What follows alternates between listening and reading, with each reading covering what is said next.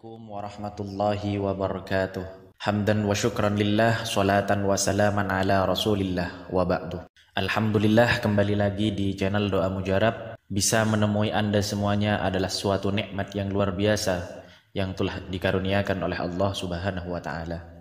Salawat dan salam mudah-mudahan selalu terlimpahkan untuk junjungan kita baginda Nabi besar Muhammad sallallahu alaihi wasallam, yang sudah membawa kita dari zaman jahiliyah menuju zaman yang ilmiah yang terang benderang, zaman teknologi, dunia maya, internet, dan lain sebagainya. Alhamdulillah, puji syukur kita kepada Allah Azza wa Jalla.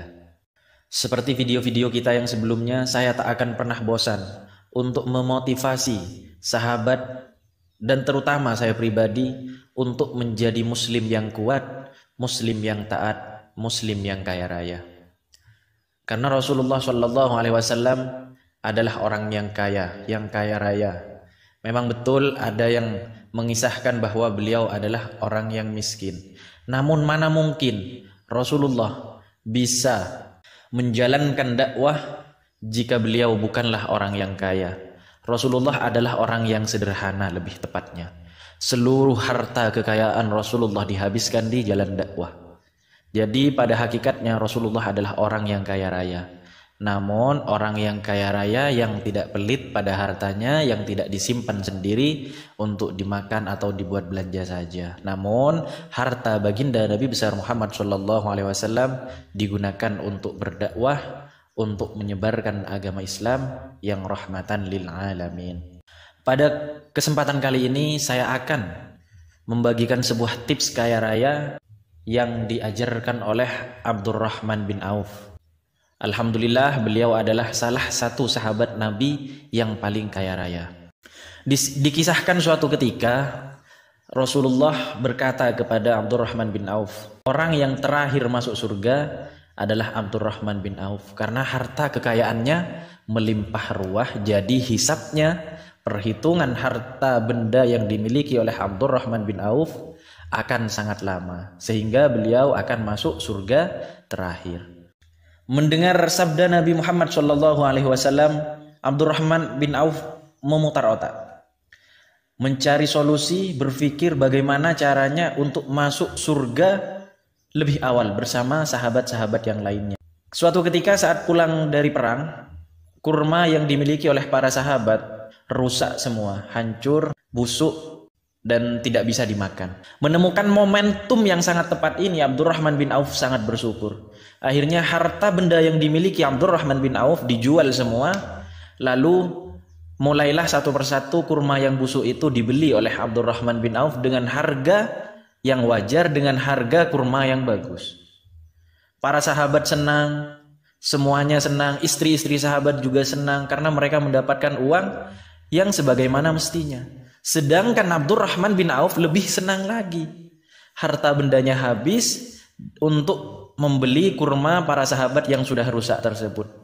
Yes, kata Abdurrahman bin Auf di dalam hatinya mungkin kala itu, akhirnya saya akan menjadi orang yang miskin dan akan masuk surga lebih awal bersama para sahabat-sahabat yang lain. Namun Allah berkata lain. Tiba-tiba datang utusan dari Yaman mengabarkan sebuah berita bahwa di Yaman sedang mengalami wabah penyakit. Kalau sekarang mungkin seperti wabah virus corona ya.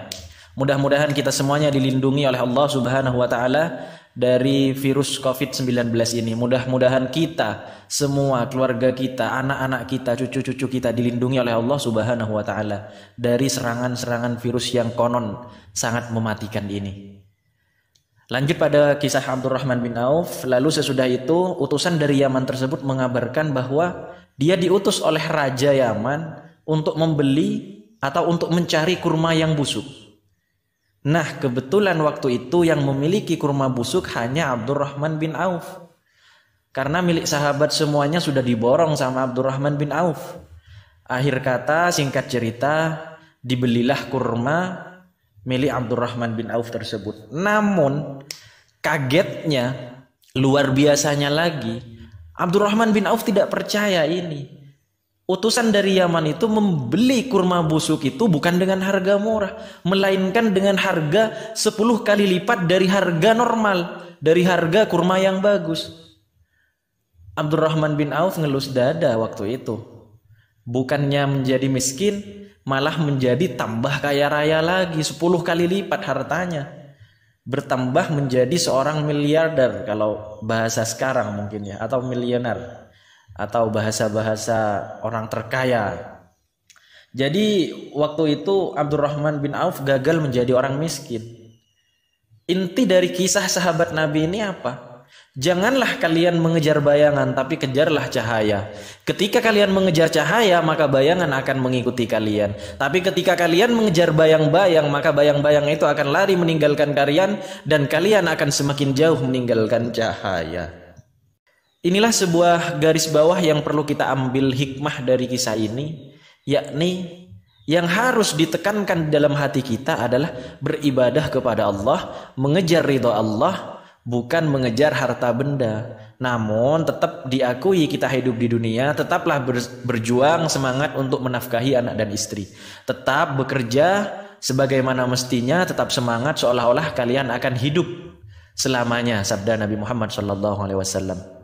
Jadi tetaplah semangat untuk bekerja, namun jangan lupa tujuan kalian bekerja adalah untuk mencari ridha Allah Subhanahu wa taala. Mudah-mudahan kisah ini membawa hikmah untuk kita semua dan untuk saya terutamanya. Semoga menjadi pengingat, semoga menjadi peringatan untuk saya sekeluarga, untuk kalian semuanya, agar kita tetap istiqomah di jalan yang benar, tetap istiqomah di jalan Allah Subhanahu wa taala. Mudah-mudahan kita semuanya dilancarkan rezekinya, dimudahkan segala urusannya, dan dipanjangkan umurnya oleh Allah Subhanahu wa taala. Wa akhiran, wassalamualaikum warahmatullahi wabarakatuh.